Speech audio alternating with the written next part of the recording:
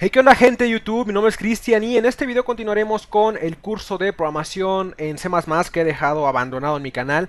No ha sido por mi culpa, ha sido por la escuela. Un semestre que se llama semestre, entre comillas, pero en realidad solamente son 4 meses de trabajo. Pues se redujo a 3 por una situación extraordinaria que sucedió con el IPN, pero bueno, no importa.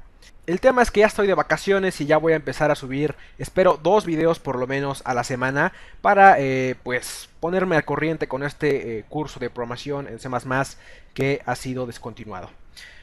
Bueno, el tema del video de hoy es structs versus clases. Nosotros sabemos que C++ es un lenguaje que soporta múltiples paradigmas o algunos prefieren llamarlo estilos de programación. Tenemos la posibilidad de programar orientado a objetos, una aplicación totalmente orientada a objetos. Sin embargo, no es lo recomendable. C++ es un lenguaje que existe para poder combinar todos estos estilos de programación y crear nuestras aplicaciones, nuestro software con estos estilos, ¿vale? Utilizar las ventajas que nos proveen cada uno de ellos, como lo es la programación funcional, es decir, utilizar funciones que reciben argumentos, que utilizan argumentos de salida, que retornan valores, rutinas que no devuelven nada, son funciones que son void, etcétera. Utilizar la programación orientada a objetos para abstraer conceptos, como lo es una persona, como lo es un animal, como lo es un número, como lo es tal vez una ecuación matemática, yo qué sé. La programación orientada a objetos nos sirve para facilitar esa abstracción de esas entidades que existen en el mundo natural o en el mundo abstracto, como son las matemáticas, la biología, yo qué sé. El punto es que podemos combinar todos estos estilos para crear nuestros programas, nuestras aplicaciones y desarrollar software. Ahora, en el primer video en el que hablamos sobre clases, sobre programación orientada a objetos, fue un video en el que desarrollamos una clase que representa un número complejo. Hay que recordar que un número complejo está compuesto por dos partes principales, la parte imaginaria y la parte real. Nosotros decidimos representar estas partes de esta entidad, que es el número complejo, mediante un número flotante de doble precisión. Esta clase es muy simple, simplemente tiene dos constructores. El primer constructor inicializa mis atributos, que es la parte real y la parte imaginaria, con su valor por defecto, que sería un 0. Es lo más lógico, ¿no? Que un número empiece con un valor 0. Sin embargo, también tiene un constructor que sirve para inicializar esos atributos con unos valores que me pasen cuando llamen a este constructor. A estos argumentos son los que voy a utilizar para inicializar mis atributos, ¿vale? También tenemos un método que se llama imprimir. Es un comportamiento que puede realizar esta clase, es una acción que puede realizar un objeto creado a partir de este tipo que estamos definiendo, que es poder imprimir sus valores, que es la parte real y la parte imaginaria. Si recuerdan, nosotros teníamos un modificador de acceso de tipo public para todos estos componentes de mi clase. Esto quiere decir que el exterior puede acceder a estos componentes, a mis atributos y a mis métodos de forma directa, ¿vale? Entonces, si yo escribo c1.im, c1 es una variable de tipo complejo. Si yo accedo a su atributo im y lo establezco a 2, no va a haber ningún problema porque es público, ¿vale? Entonces, si yo compilo esto y si lo ejecuto, pues vamos a obtener la salida que ya obtuvimos en el video pasado, que simplemente es la impresión de los atributos que componen a el objeto, de los valores que tienen esos atributos para ese objeto. Ahora, cuando hablamos de structs, es realmente lo mismo. En C++ no hay ninguna diferencia entre un struct y una clase, ¿vale? No hay ninguna diferencia de significado entre los dos. Con los dos podemos abstraer el concepto de atributos, las propiedades que componen a un objeto, y también podemos abstraer su comportamiento, las acciones que puede realizar. Podemos insertar esas acciones a la clase para que los objetos que se creen a partir de esa clase pues tengan ese comportamiento, puedan realizar esa acción que definimos en la clase o en el struct. Entonces, si yo cambio en vez de class aquí y pongo struct, esto va a compilar de igual forma sin ningún problema. Vamos a compilarlo y ejecutarlo y van a poder observar que no hay ninguna diferencia en el funcionamiento del programa.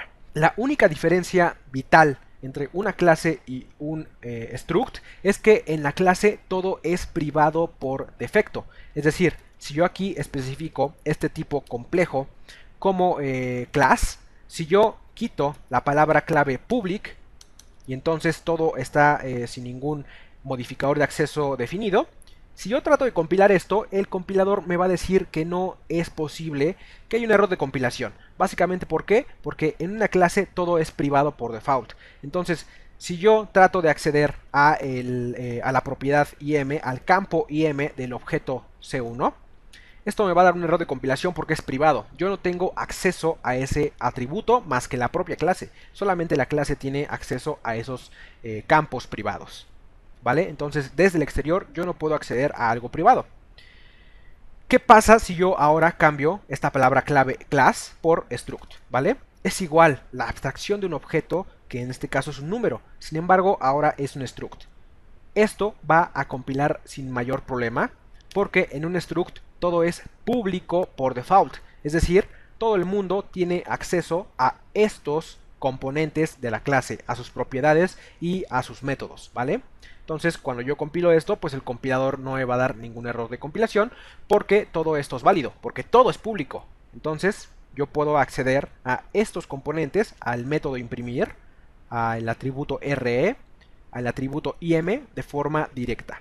Entonces, si nosotros ya definimos con un previo análisis que todo dentro de mi clase, de mi prototipo para poder crear objetos, va a ser público, entonces es mejor dejarlo como struct, porque nos evita la utilización redundante de poner class y poner todo como público, ¿vale?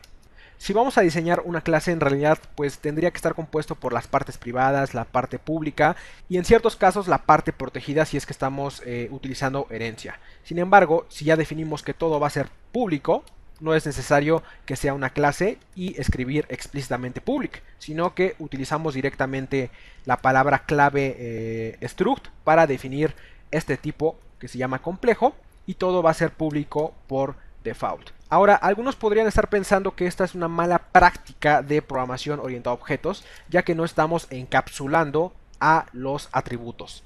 Según la programación orientada a objetos, tenemos que encapsular, o es debido, es propio, como buen programador, encapsular los atributos que componen a la clase. Es decir, que los atributos sean privados, private, y que todo lo demás, los métodos, etcétera, sean públicos, ¿vale? Entonces tendríamos un método que se llama setRe, que es así. Entonces aquí lo único que haríamos es poner un valor que recibe este método. Vamos a ponerle val, y aquí pondríamos re igual a val.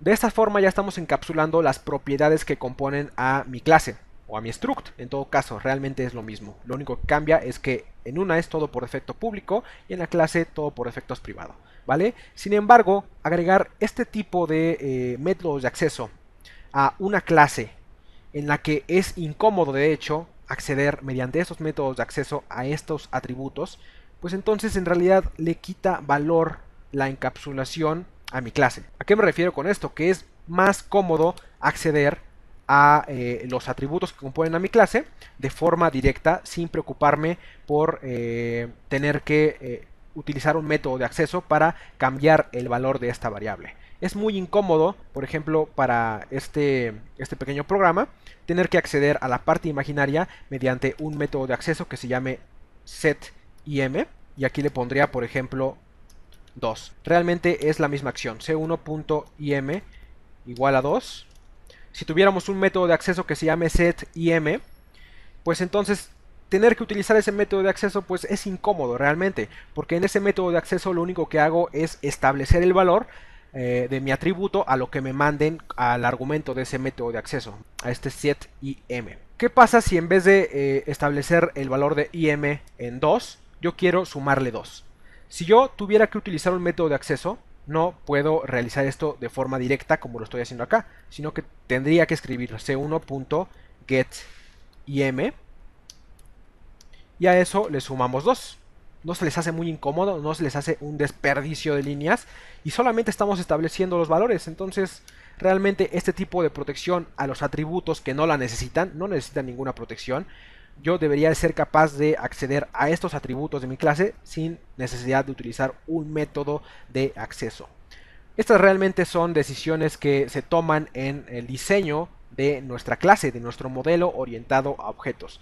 Entonces, si ustedes ya definen que no es óptimo que sean privados estos atributos, pues entonces dejen todo como público y con la palabra clave struct todo va a ser por default público.